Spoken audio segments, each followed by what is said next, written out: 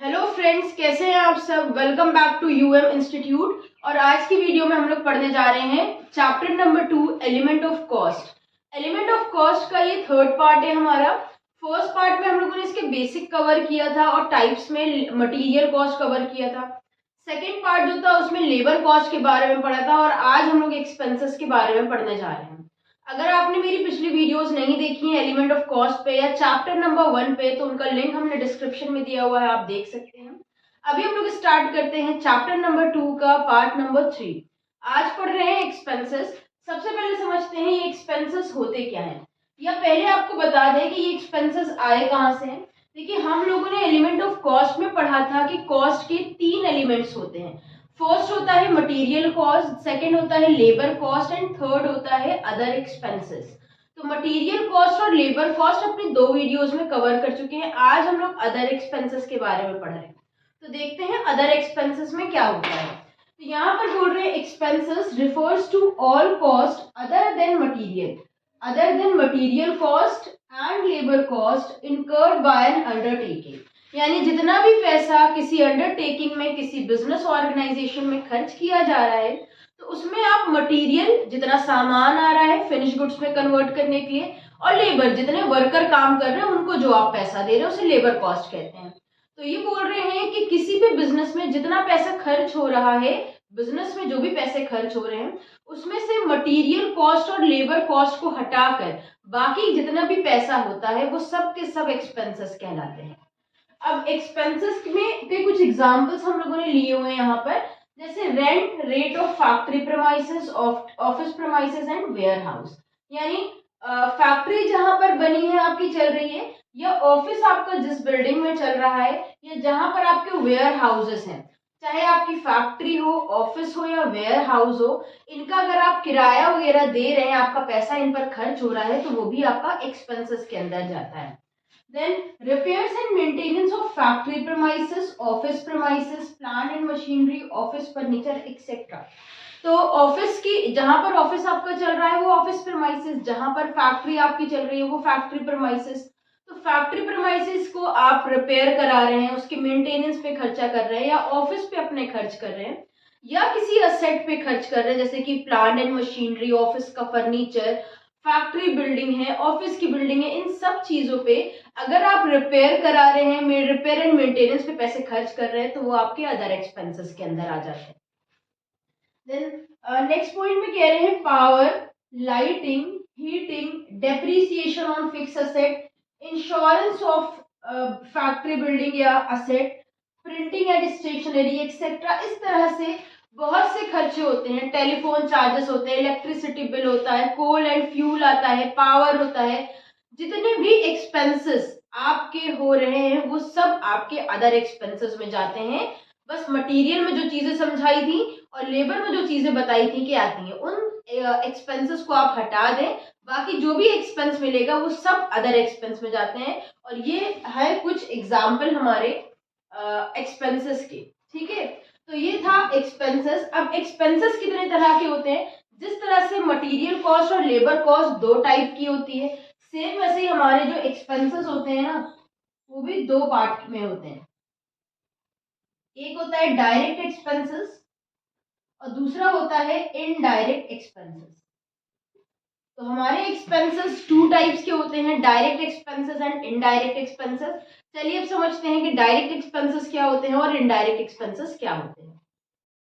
अब हम समझते हैं कि डायरेक्ट एक्सपेंसेस क्या होते हैं। तो देखिए, direct expenses are those expenses other than direct material cost and direct labour cost.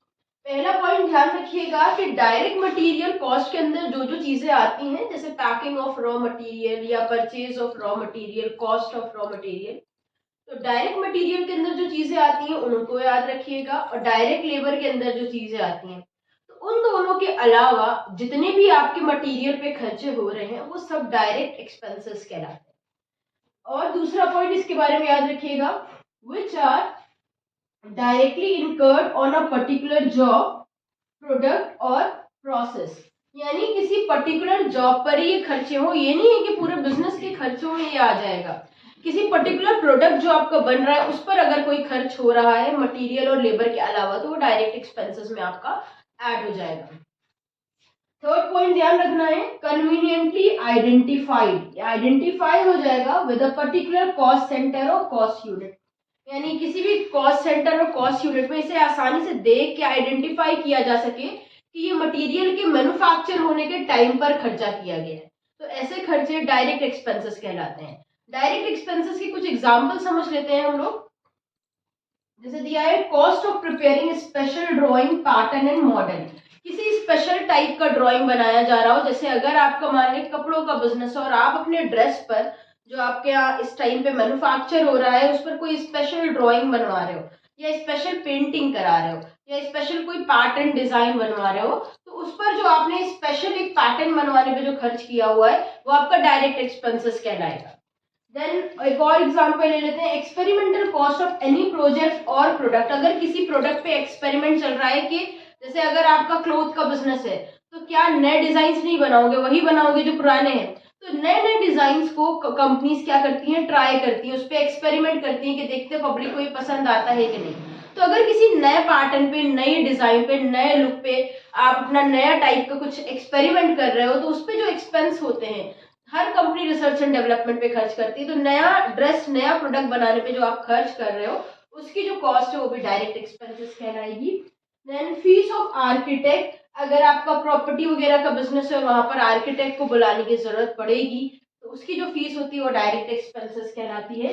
Travelling expense incurred in visiting the site of an contract or job, किसी जॉब की जो साइट है वहां पर अगर विजिट करने के लिए किसी बंदे को भेजा गया है या जहां पर प्रोडक्ट बन रहा है वहां पर अगर हम किसी को भेज रहे हैं कि आप जाकर जरा देखो कि प्रोडक्ट कैसे बन रहा है कैसे नहीं बन रहा है, तो उनके जो विजिटिंग चार्जेस आते हैं वो भी हमारे डायरेक्ट एक्सपेंसेस कहलाते हैं। Expenses incurred on purchase of material, अब मटेरियल को आप जब खरीद रहे हो तो उस पर जैसे एक्साइज ड्यूटी है, अगर इंडिया के बाहर से खरीद रहे हो, पोर्ट पे जब रखा जाता है तो पोर्ट चार्जेस देते हैं, डॉक चार्जेस देते हैं, ये सारे एक्सपेंसेस भी हमारे डायरेक्ट एक्सपेंसेस में इंक्लूड हो जाते हैं। अब हम लोग समझते हैं कि इनडायरेक्ट एक्सपेंसेस क्या होते हैं।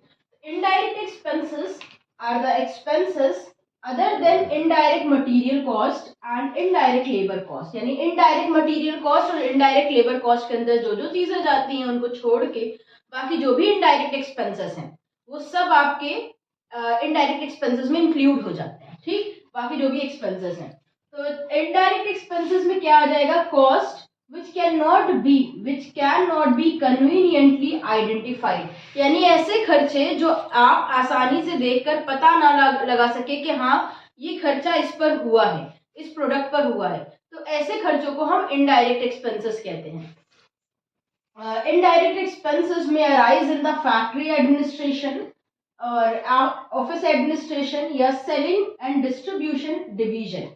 तो हमारा जो इनडायरेक्ट एक्सपेंसेस होते हैं वो फैक्ट्री में भी हो सकते हैं, ऑफिस में भी हो सकते हैं, सेलिंग एंड डिस्ट्रीब्यूशन डिवीजन में भी हो सकते हैं, कहीं पर भी ये एक्सपेंसेस हो सकते हैं, जरूरी नहीं है कि फैक्ट्री से रिलेटेड ही होने चाहिए। इसके अंदर कुछ चीजें इंक्लूड की हम लोगों ने, वो ले लेते हैं, देख लेते हैं क्या क्या है। Rent, rate, insurance, lighting, heating, stationery, depreciation incurred in various production and service section of the factory division of the administration division, selling and distribution division। कोई भी खर्चा हो, रेंट, रेट, पावर नहीं आएगा, रेंट, रेट, लाइटिंग, डेप्रिसिएशन, किसी भी तरह का खर्चा अगर आप कर रहे हैं इनडायरेक्ट एक्सपेंस, भले वो फैक्ट्री डिवीजन में हो, ऑफिस डिवीजन में हो, सेलिंग डिस्ट्रीब्यूशन डिवीजन में हो, वो सब इनडायरेक्ट एक्सपेंसेस में इंक्लूड होता है। तो किसी भी तरह का एक्सपेंस कहीं किसी भी डिवीजन में हो रहा हो आपके ऑर्गेनाइजेशन के, अगर वो इनडायरेक्ट एक्सपेंस, अगर वो मटेरियल और लेबर से रिलेटेड नहीं है तो इनडायरेक्ट एक्सपेंस की कैटेगरी में आ जाता है। इसके अंदर लेबर की वेलफेयर से रिलेटेड चीजें भी आ जाती हैं, यानी लेबर वेलफेयर एक्सपेंस, अगर आप अपने यहाँ के लेबर की भलाई के लिए, उनके वेलफेयर के लिए कोई स्कीम बना रहे हैं, उस पर पैसे खर्च कर रहे हैं, तो वो भी इनडायरेक्ट एक्सपेंसेस में इंक्लूड हो जाता है। ठीक है, तो आज की वीडियो में हम लोगों ने इतना ही पढ़ना था कि डायरेक्ट एक्सपेंसेस और इनडायरेक्ट एक्सपेंसेस के बारे में, वरना जो हमारी वीडियो बहुत ही लेंथी हो जाती है। तो उम्मीद है आज की वीडियो आप लोगों को पसंद आई होगी। अगर वीडियो पसंद आई हो तो इसे लाइक करिएगा और अपने फ्रेंड्स के साथ शेयर करिएगा ताकि वो भी वीडियो को देखकर फायदा उठा सकें। अगर वीडियो आपको पसंद नहीं आई है तो कमेंट में बताइएगा कि हम अपनी वीडियो में क्या इंप्रूवमेंट कर सकते हैं। कमेंट में बताइएगा। अगर किसी टॉपिक में डाउट हो, चैनल पे नए हो तो उसको सब्सक्राइब कर दीजिएगा और अपने फ्रेंड से भी सब्सक्राइब करवा दीजिएगा। फिर मिलते हैं एक नई वीडियो के साथ। इंस्टाग्राम पर फॉलो करिए अगर आप शॉर्ट मोटिवेशनल या सेल्फ हेल्प बुक से रिलेटेड वीडियोस देखना चाहते हैं। हमारा एक और दूसरा चैनल है, उसका लिंक डिस्क्रिप्शन में दे देंगे, उसको भी सब्सक्राइब करिएगा सब लोग। फिर मिलते हैं एक नई वीडियो के साथ। हमारे साथ जुड़े रहने के लिए और वीडियोस को देखते रहने के लिए थैंक यू।